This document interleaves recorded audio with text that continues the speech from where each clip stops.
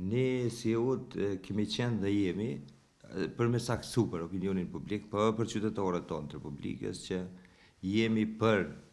unifikimin e çmimeve, pra ligji duhet që të implementohet në tërësinë e vet, për me vërejtjet që i kemi dhënë dhe që kanë dalur që të jenë të vërteta të gjitha ato shka i kemi potencuar. E them këtë sepse kemi kundërshtuar vendimin apo pikën numër 6 të vendimit të asaj kohe,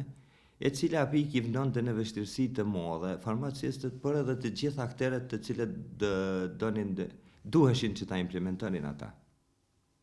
Sepse ai vendim parashitet që banatorët duhet të vendosin çmimet në borna. Pra ishte i kundërlehtëshëm si vendim pika 6, sepse dihet saktësisht se kush vendos apo shtyp apo jep banderola, aja është Agencioni i Kosovës për pajisjet e produkte dhe asesi farmacia apo banatori janë këtë rast të farmacisti. Po kohëve të fundit ne kemi parë se është ndryshuar një vendim, është vendosur një vendim tjetër i ministrit, pastaj prapë është anuluar. Vendimet e ministrit janë vendime, po i dalin të jenë vendime shumë afat shkurta, 3-4 ditore, që më edhe sun po thirrmi se në cilin vendim ka gabuar. Jo, për hir të opinionit do ta theksoj se ministria është tërësisht e mbyllur në raport me UD-ën, nuk e di me kë konsultohet, është mirë t'i pyesni ata, çka kemi pasur ne parasysh dhe që kemi friksuar shumë se këto vendime të cilat janë të pamotura, por që mund të jenë edhe me efekt kundërligjor, mund të çojnë drejt shtrimit të rrugës së forcimit të 2 apo 3 kompanive, gjithsesi siç e kam potencuar më herë të krijimit të disa neoligarkëve të rinj, me apo pa vetdijen e ministrit të shëndetësisë. Është duke vazhduar me ndryshime të shpeshta dhe i cili nuk jep hapësirë as mundësi palëve që do ta implementonin që të kishin një qasje shumë proaktive dhe një qasje e cilat në radhë por do të shërbente shumë për qytetarët,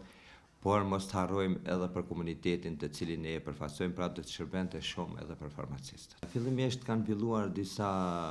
mungesa në tregun tonë, ku kemi pasur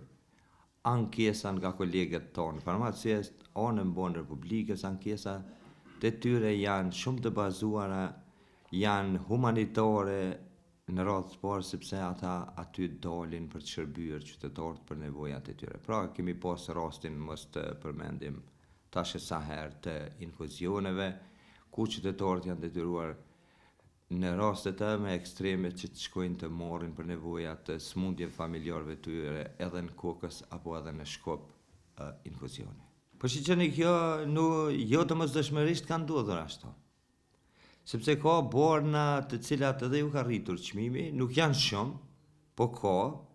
mirë po mos të harrojmë se me rëndësi për Ministrinë e Shëndetësisë,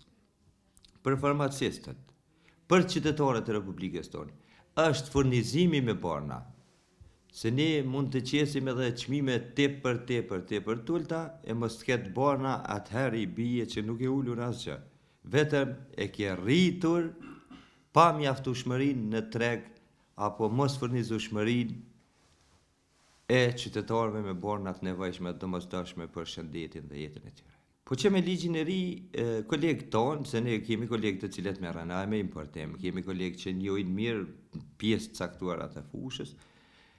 2-3 prej tyre më kanë thënë se ka borna të cilat janë shumë më shtrejt në listat e reja se sa që janë në Shqipëri ose Maqedoni. Pro 2 vendet që i kemi referente edhe me ligj. E rrjedhimisht kjo po del që qofse proklamimi ka qenë për uljen gjithsesi, me do e mos, a priori nuk pas ka ndodhur të jetë edhe ashtu. Po thash, po e ripërsëris, përveç nevojës së qytetarëve për pasje në qasje të lehtë në borna, është dhe i druhemi rrezikut të krijimit të monopoleve, e monopolet janë parakost për krijimin e oligarkëve.